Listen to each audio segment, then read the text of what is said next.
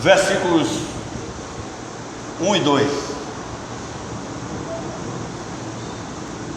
Sefer HaBamidbar, livro de Números, capítulo 13, versículos 1 e 2.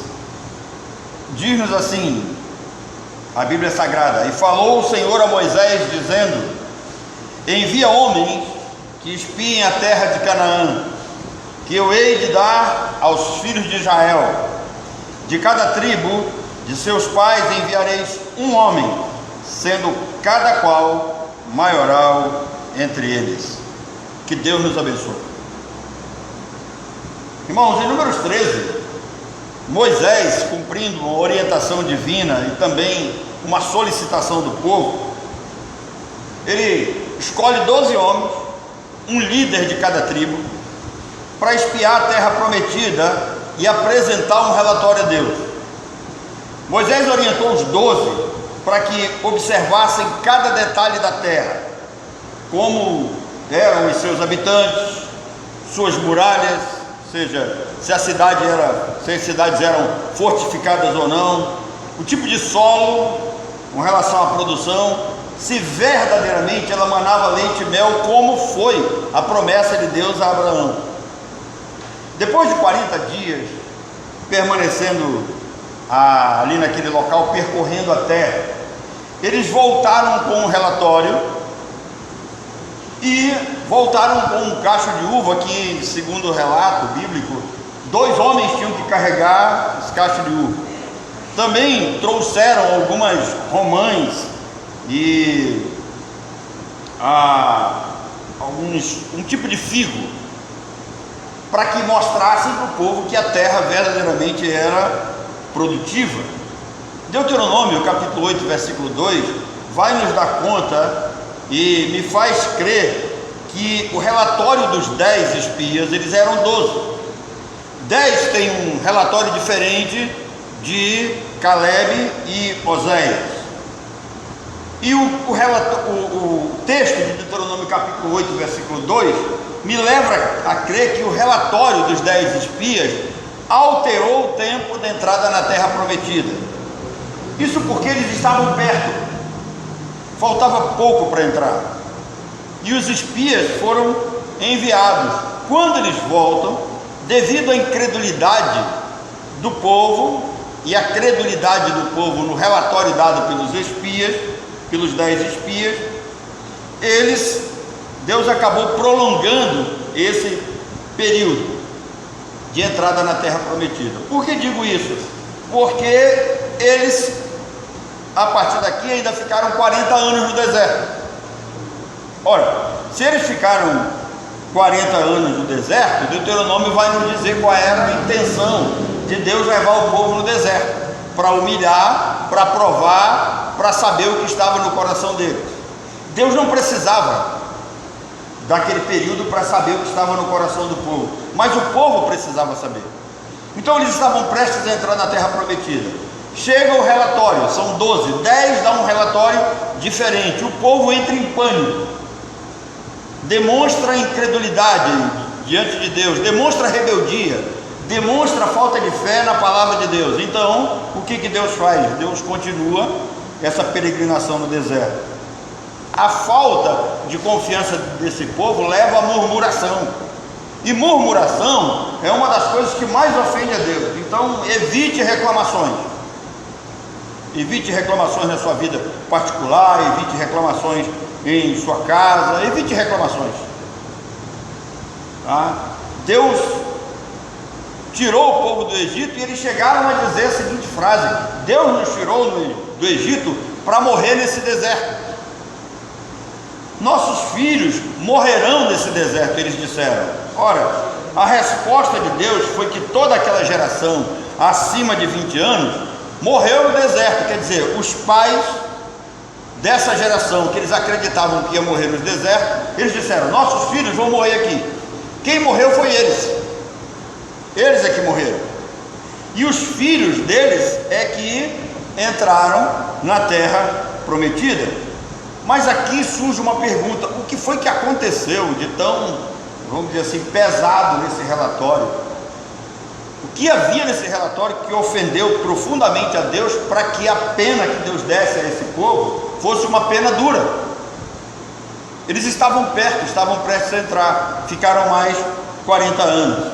É lógico, e sabendo que Deus é um Deus justo, Ele dá a pena de acordo com o pecado.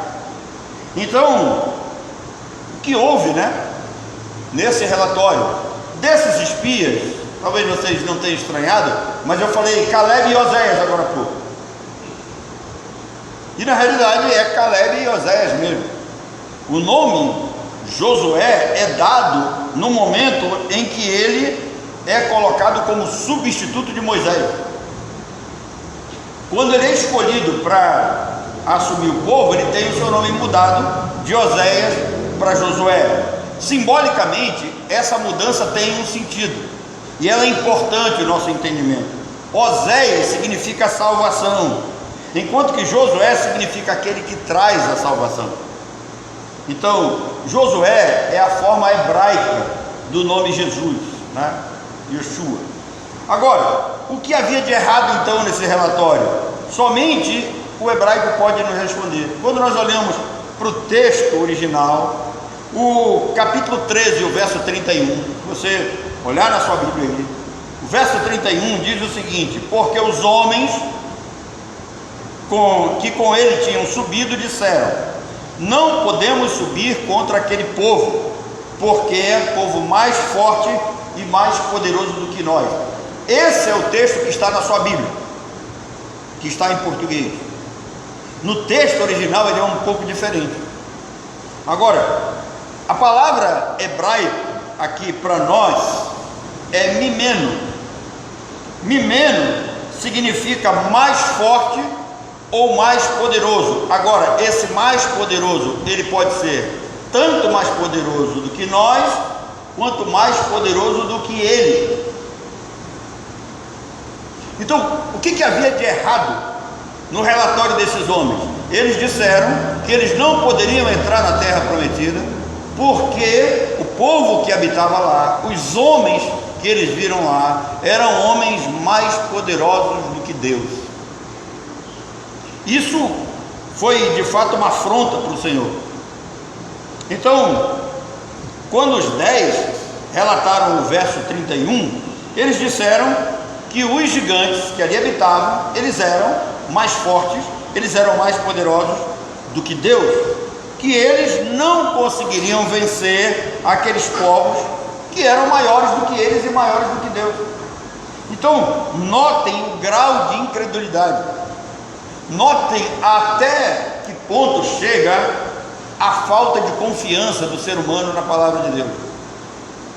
Nós precisamos entender uma coisa: nossos problemas, nossas dificuldades não podem nos desesperar a ponto de nós pensarmos que os problemas e as adversidades da vida são maiores do que Deus. De maneira nenhuma. Então, eles infamaram a terra, e eles têm uma expressão no hebraico aqui que significa durroar, significa infamar a terra, significa falar mal. Então eles foram lá, e aquilo que eles viram era completamente negativo aos seus olhos. E durroar significa dar mau relatório, colocar medo no povo. Agora, Deus não enviou esses homens para colocar medo no povo. Deus não enviou esses 12 homens para que eles vissem apenas o que a terra tinha de ruim. Na realidade, quando nós lemos o texto, a primeira coisa que eles dizem é assim: nós éramos aos olhos, aos nossos próprios olhos, como que gafanhotos. Quer dizer, eles já estavam se mostrando derrotados antes da batalha. Eles nem haviam lutado, eles nem haviam entrado na terra, nem haviam enfrentado povo nenhum, e eles já estavam derrotados. E eles vão mais longe. Esses 10 homens, eles já haviam perdido o temor e a confiança em Deus. Quando a gente perde o temor e a confiança em Deus, o inimigo se torna maior, o problema se torna mais agigantado diante de nós. Nós não podemos deixar que o pânico e que a falta de confiança tome conta da situação. Então eles olharam, olha, nós olhávamos daqui e nós nos víamos como gafanhotos diante deles, quer dizer, eles eram tão grandes e nós tão pequenos que parecíamos gafanhotos. Mas o relato não para aí, o relato vai mais longe, ele diz também, nós éramos vistos aos olhos deles como gafanhotos, ou seja, o tamanho que eles se viam era o mesmo tamanho que eles achavam que o inimigo estava vendo. Então aqui está mais um problema com relação ao desespero, com relação à maneira como nós encaramos a situação, e eles já se mostraram a priori derrotados, nem tinham lutado, já haviam derrotado, também se mostraram vencidos pelo tamanho do inimigo, eles se autodiminuíram diante do inimigo. E aqui quero chamar a sua atenção para mais uma lição: não se diminua diante de ninguém, não se diminua diante do inimigo. Não estou falando aqui de humildade, eu estou falando de uma luta contra um problema, na luta contra o inimigo, você não baixar a cabeça e não baixar a guarda. Você tem uma das coisas que me chama muita atenção é quando a Bíblia começa a relatar o encontro de Davi com Golias. Davi chega lá e o povo está todo amedrontado. 40 dias, diz a Bíblia, que o Golias estava ali afrontando o povo de Deus, desafiando o povo, e o Davi chega. Quando Davi chega, ele pergunta, né, dos seus irmãos, e vem cá, o que está acontecendo aí? Que história é essa aí? Não, é filisteu aí que está desafiando Deus, desafiando o povo. E aí Davi diz, olha, quem é esse incircunciso aí para desafiar Deus? Em outras palavras, e vocês? O que estão fazendo? Vão ficar calados? Vão se diminuir diante deles? Vão se mostrar derrotados a priori diante do inimigo? Não. E aí o irmão dele, o irmão mais velho, né, ainda diz assim: ô Davi, e as ovelhas lá, você deixou com quem? Se você não entendeu a mensagem, ele está dizendo assim: Davi, você é um pastor de ovelhas, o que você vem fazer aqui no meio da guerra, no meio da luta? Você não tem a mínima condição, colega. E uma das respostas que Davi dá para os seus irmãos é que ele, olha, eu vou em nome do Senhor, mas eu vou como pastor de ovelha, eu não vou como guerreiro. E a prova é que quando ele vai em direção, está prestes a enfrentar Golias, o Saul chamou e disse: olha, Davi, coloca pelo menos o que? A minha armadura, para ver se te protege. Ele disse: não, esse negócio aqui não dá. Ele colocou lá, ficou muito pesado, não dava para se mexer. Não. Então ele diz: olha, eu vou na condição de pastor. E aí os irmãos já devem saber da história, né? O Davi passa prestes a um riacho e ele pega quantas pedras?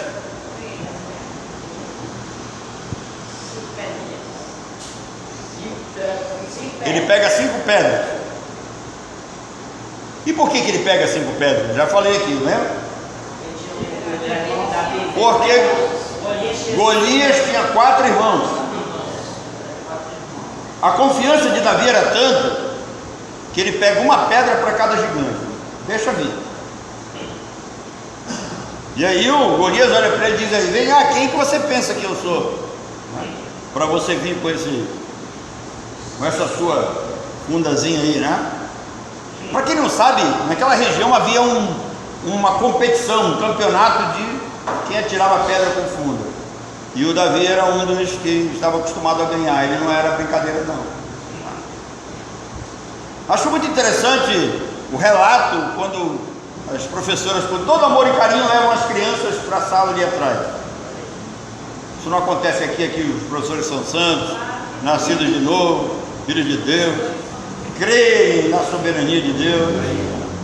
Mas eu sempre vejo por aí, tem até uma música, né? Era uma vez um pastorzinho que se chamava Maria Rodrigues cantou muito isso. Ele era tão, mas orava a Deus. Irmãos, a Bíblia diz que ele matou um urso. Como é que pode um pastorzinho pequenininho matar um urso? no cuidado dos seus rebanhos, matou um leão. Então Davi não era tão pequeno assim. A questão é que diante de Golias, Golias era bem maior, mas ele não auto se diminui diante do gigante. Ele diz: eu vou em nome do Senhor dos exércitos, eu vou na condição de pastor, mas eu vou pela fé no Senhor, eu sou maior do que você.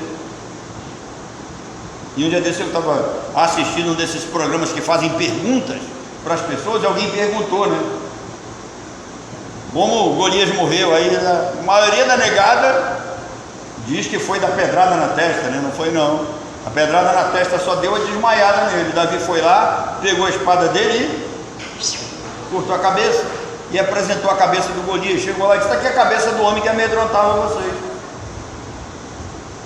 está aqui a cabeça do incircunciso que desafiava Deus e desafiou vocês, que são guerreiros, e vocês não fizeram nada. O que ele está dizendo, irmãos? Os problemas, eles podem ser maiores do que nós, mas nós temos alguém que é mais poderoso do que nós para lutar por nós. Várias vezes Deus disse a Israel: olha, vocês não estão sozinhos, sou eu quem vai lutar por vocês, nós não estamos sozinhos. Isso aqui é exemplo para nós, é para chamar a nossa atenção. Então, eles não poderiam de maneira nenhuma se imaginar derrotados a priori e se diminuírem diante do inimigo. Agora, em Números 14, versículo 11, a Bíblia diz assim: disse o Senhor a Moisés: até quando me provocará este povo? Até quando não crerá em mim? E depois de todos os sinais que eu fiz no meio deles, irmãos, esses rapazes que foram enviados aqui, os 12, eles viram as pragas no Egito. E sabem de onde vem a expressão luz do mundo? No hebraico, segundo os sábios, vem lá do Egito. Como que nós vamos entender isso? Os sábios do Talmud dizem para nós que em cada praga do Egito tinha um milagre embutido nela. A Bíblia diz, se você prestar atenção, que houve treva em toda a terra do Egito. Ora, Gôsen ficava no Egito. Então, aonde o povo de Israel estava, havia trevas também. Mas por que eles não eram atingidos pelas trevas? Por causa de um milagre que Deus fez na vida deles. Que onde estava um israelita havia luz. Então, como que o egípcio andava? Ele tinha que andar agarrado a um israelita, para que ele não andasse em trevas, para que ele não tropeçasse, para que ele fizesse suas atividades. Também a Bíblia vai dizer para nós que toda a água do Egito se tornou em sangue.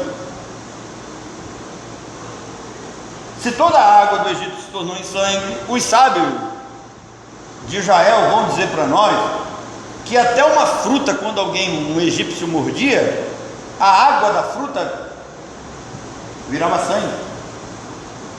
E por que eles não morreram de fome e de sede? Porque os egípcios perceberam que quando eles apanhavam vasilha de água para beber, era sangue. Quando ele bebia da mão de um judeu, era água. Irmãos, isso foi usado por Deus para que o povo de Israel pegasse uma graninha boa, porque o egípcio ia ter que pagar para beber água. Então em cada praga havia um milagre embutido, acompanhando aquilo. E Deus disse: olha, até quando esses homens vão me desafiar? Até quando esse povo não vai crer em mim? Por quê? Porque eles viram as pragas no Egito. Eles viram o mar se abrir, eles viram o povo de Israel passar a pé seco no Mar Vermelho. Segundo a história paralela, diz que no Golfo de Ágamo, na Arábia Saudita, onde o povo atravessou, a profundidade ali chegava perto de 100 metros. E Deus abriu o mar, e eles passaram por duas paredes de água, cerca de 100 metros. E Deus deu coragem para eles passarem, porque eu garanto para vocês que se dependessem deles, eles não passariam. Eles viram os cavaleiros de Faraó ficarem atolados e não poder nem ir para frente nem recuar, até que o último judeu passou e as águas se fecharam. O impacto foi suficiente para matar a todos. Segundo os sábios, eles não morreram afogados, eles morreram no impacto das águas. Então, eles haviam visto tudo aquilo, eles viram o livramento que Deus havia feito durante toda a sua caminhada, e mais, eles comiam maná todos os dias, e Deus disse: não guarda, se você guardar para o dia seguinte, vai apodrecer. Dizem os sábios que quando o maná caía, que o povo recolhia, cheirava próximo à baunilha, era um negócio agradável, mas quando alguém guardava, no dia seguinte parecia alguma coisa morta ali, um bicho morto que tomava conta de todo o local, apodrecia, porque eles não precisavam guardar. Deus prometeu que lhes alimentaria todos os dias. Então, esse relatório, ele foi fruto de rebeldia e de incredulidade. O povo não creu na palavra de Deus, o povo preferiu acreditar no relatório daqueles 10 homens e se voltaram contra Deus. Agora, mas o que de fato havia, o que foi que aconteceu ali? E só o texto, no original, responde. Quando nós lemos o texto no original, Deus disse assim para Moisés: olha, envia homens para ti mesmo. Ou seja, esses homens estavam sendo enviados para espiar a terra e trazer um relatório para o povo. Deus não estava interessado no relatório, Deus já sabia de todas as coisas. O relatório não era para Deus, o relatório era para tomar conta do povo, era para o povo ficar sabendo do que havia na terra. Mas eles foram enviados com um propósito, ou seja, Deus tem um propósito e eles foram lá, mas não entenderam o propósito de Deus. Então, para colocar as coisas assim bem as claras, eles eram 12. 10 não entenderam o propósito de Deus, 2 entenderam mais ou menos, e foi Josué e agora Caleb, né? O nome de Josué já mudado. No hebraico, há palavras distintas para o verbo espionar. Então, quando você lê na Bíblia em português, a palavra vai aparecer aí: espiar, espiar a terra. Só que tem um problema. Quando Deus diz envia homens para espiar a terra, Deus está usando um verbo. E quando a Bíblia apresenta uma outra palavra para espionagem, é diferente de alguém dar só uma olhadinha na terra. Eu vou explicar isso para vocês. No hebraico, então, há palavras distintas. O verbo lacô significa escavar, explorar. Então Deus disse: olha, envia os homens para eles darem uma explorada na terra. Eles sabiam o que era lacô. Mas também havia um outro verbo chamado leragel. Leragel é espionar buscando os pontos fracos, vulneráveis e difíceis da terra. Mas essa palavra leragel, ela foi usada por José em Gênesis 42, verso 9, quando os irmãos de José foram ao Egito, lembra? E aí José reconheceu que eram os seus irmãos. O José disse para eles assim: olha, vocês vieram aqui só para espiar a terra e para ver os pontos fracos da terra, leragel. E aí eles disseram: não, meu senhor, nós não viemos fazer isso, nós viemos aqui só comprar mantimento, só isso. Agora, quando Deus falou a Moisés, ele disse: envia homens que espiem a terra. Ele usou uma palavra chamada latur. Latur significa descobrir o que há de bom, procurar o belo, ver aquilo que dá prazer. Latur é a palavra que dá origem ao termo turismo no hebraico. Então, Latur significa: vocês vão lá, olhem o que a terra tem de bom, o que a terra tem de melhor, a sua beleza, a sua produtividade, os seus pontos positivos. Vocês vão lá e tragam isso para o povo. Então, quando nós viajamos, né, por aí, nós vamos fazer turismo. Quando nós damos umas de turista, nós não chegamos nas cidades atrás de ver os pontos feios da cidade, né? Eu lembro que um dia nós estávamos em Boa Vista e nós fomos fazer um culto na igreja Batista Bíblica de Caracaraí. Fomos fazer um trabalho missionário lá.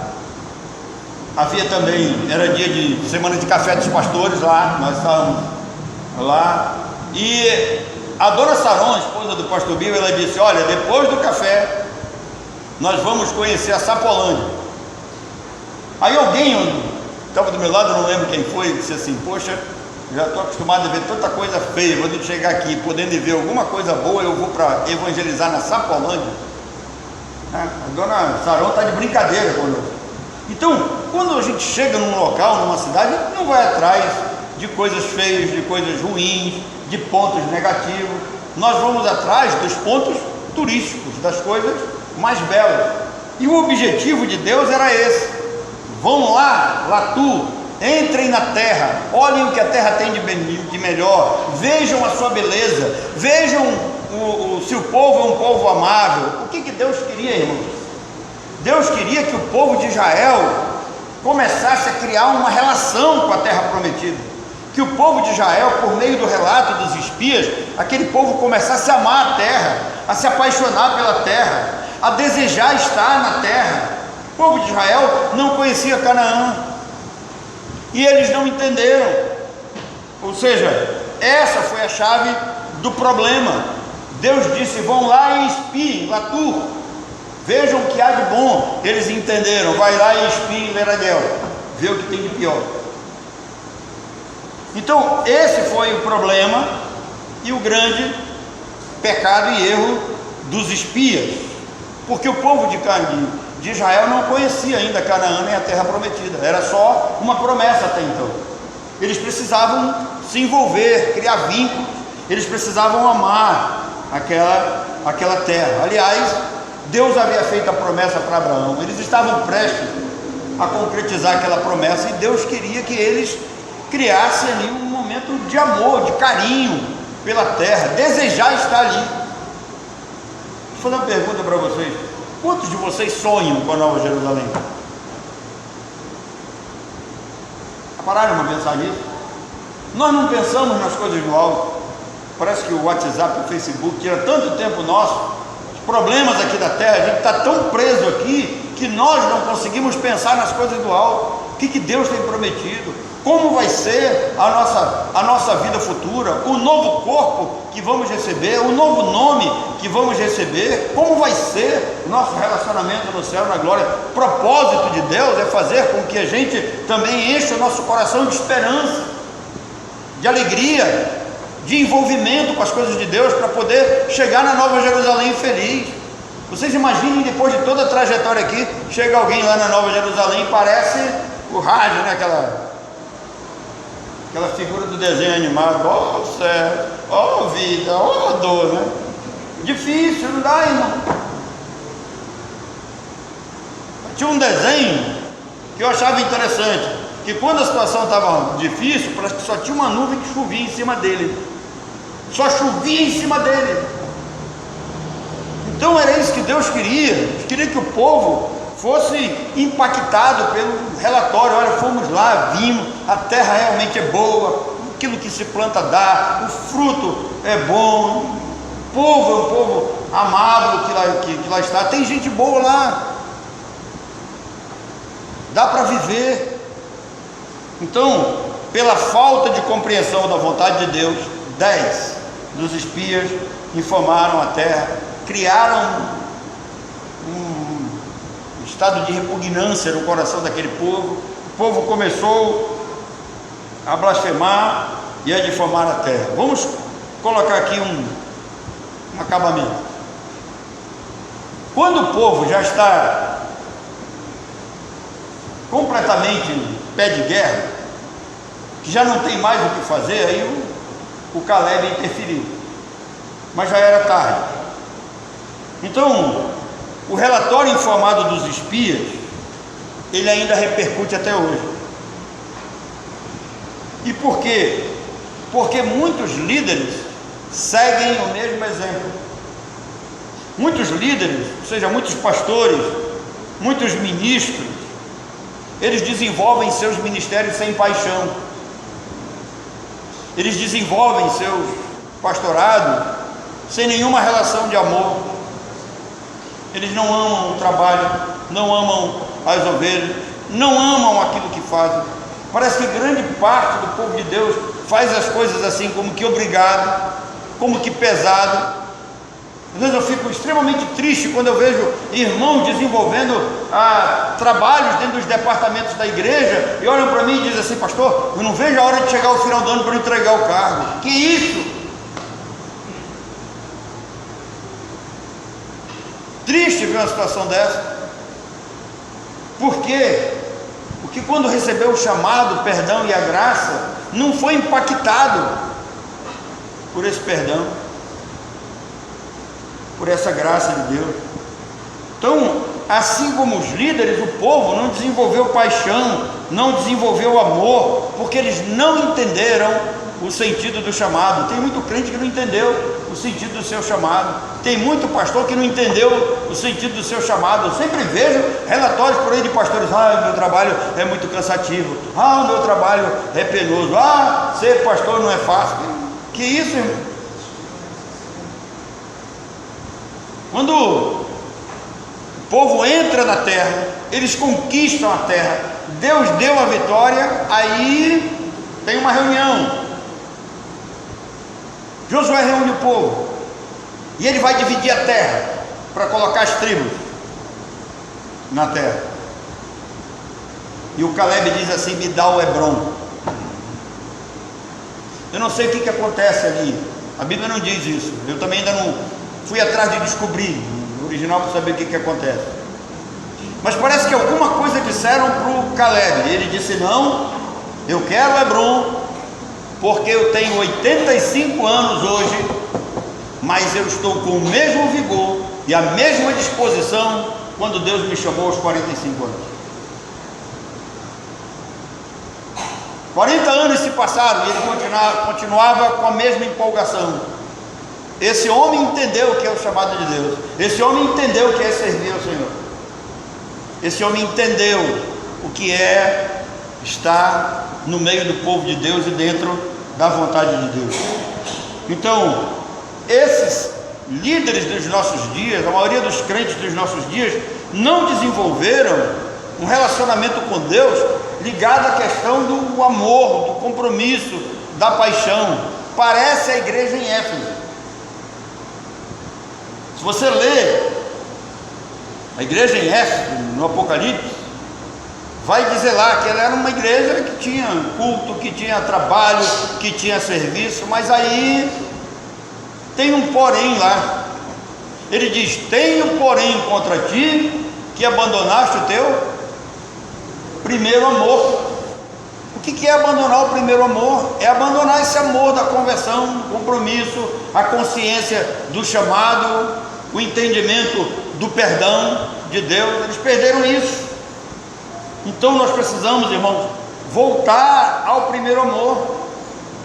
Às vezes eu olho para muitos ministérios, tem mais espinho, né? Lembra? Semente que cai entre os espinhos, tem mais espinho do que sarça ardente queimando. Quando Deus chamou Moisés, foi que ele viu lá? O que chamou a atenção dele? É uma sarça que não consumia, mas está lá, está ardendo, está queimando. Ele vai, se aproxima para ver o que é.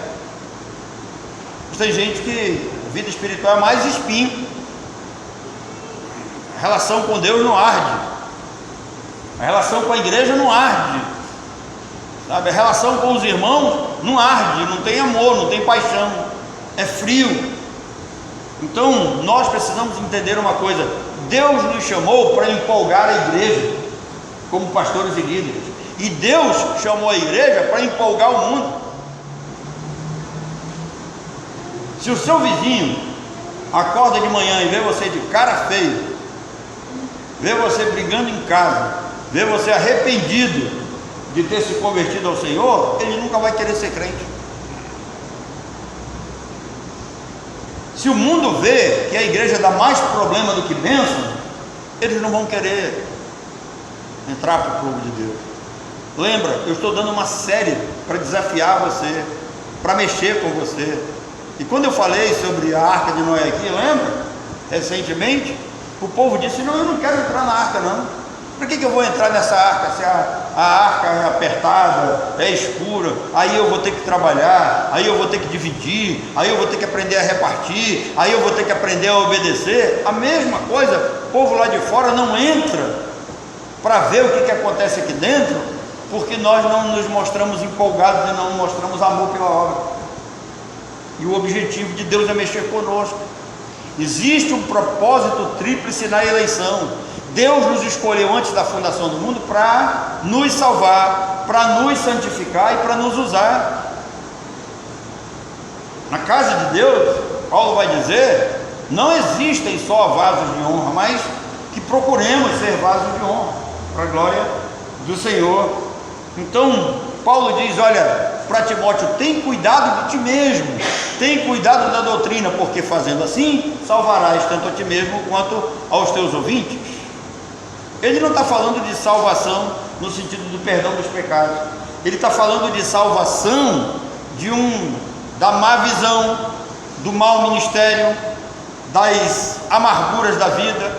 Então tem cuidado de ti mesmo, cuida de ti, cuida do teu corpo, cuida da tua saúde, vive feliz, alegre, cuida da doutrina, prega a palavra da verdade. Quando as pessoas olharem para ti, vão ver que você é feliz.